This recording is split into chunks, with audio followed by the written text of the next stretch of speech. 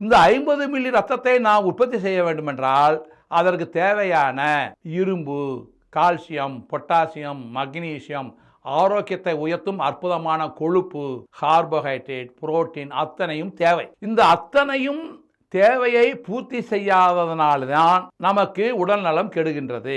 நாம் நமது ஆரோக்கியத்தை இழப்பதற்கு காரணம் நமக்கு தேவையான நல்ல உணவு கிடைக்காதனால்தான். நம்ம சாப்பிட்ற உணவு அத்தனையும் ஆரோக்கியத்தை உயர்த்தும் உணவுகளே அல்ல.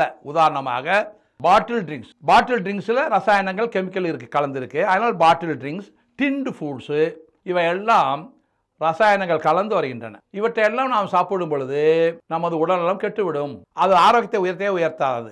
அப்போ இந்த உணவுகளை நம்பி நமது உடம்பு எப்படி தினசரி 50 மில்லி ரத்தத்தை உற்பத்தி பண்ணணும்? 2 பப்பாளி மரம் ஆரோக்கியமாக இருக்கின்றது. நன்றாக காய்கனிகளுடன் சூப்பராக இருக்கு. பச்சை பசேர் என்று பழங்களுடன் கொழுன்னு இருக்கு. செழிப்பாக இருக்கிறது 2 பப்பாளி மரம். நல்ல வெயில் காலம். ஒரு மரத்திற்கு தண்ணீரே விடாமல் ஒரு மரத்துக்கு மட்டும் தண்ணீர் விட்டு வந்தால் அந்த ஒரு மரம் ஒரு மாதத்துக்குள்ளே காஞ்சி கருவாடா பட்டு போகின்றது.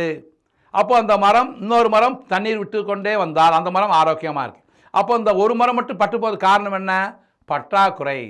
அந்த மரத்திற்கு தேவையான நீர், மண், காற்று, நீர், மண் கிடைக்கவில்லை. அப்பொழுது பற்றாக்குறையால் இந்த மரம் அழிந்தது. அதே போல தான் இந்த உடம்புக்கு தேவையான சத்துக்கள், வைட்டமின்கள், தாது உப்புக்கள் கிடைக்காவிட்டால் இந்த உடம்பு அழிந்துவிடும்.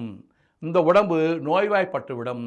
ஆகையினாலே பற்றாக்குறையே இந்த உடம்பிற்கு நோய் வர காரணம். இந்த உடம்பில் உள்ள ஆரோக்கியம் அழிவதற்கு முக்கியமான காரணம் பற்றாக்குறையே. அந்த பற்றாக்குறையை சரி செய்வது எப்படி என்பதுதான் இந்த உணவே மருந்து என்ற பாடம். அந்த பற்றாக்குறையை சரி செய்வதற்குத்தான் நாம் இப்பொழுது நல்ல உணவுகளை சாப்பிட வேண்டும். எது நல்ல உணவு?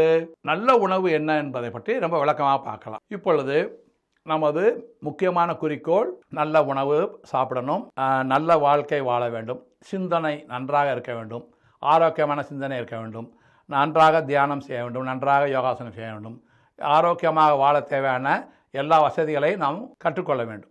நமக்கு தேவையான பற்றாக்குறையை நீக்கும்படி நாம் உணவை சாப்பிட்டால் நமது உடம்பு தினசரி நமக்கு தேவையான 50 மில்லி ரத்தத்தை உற்பத்தி பண்ணும்.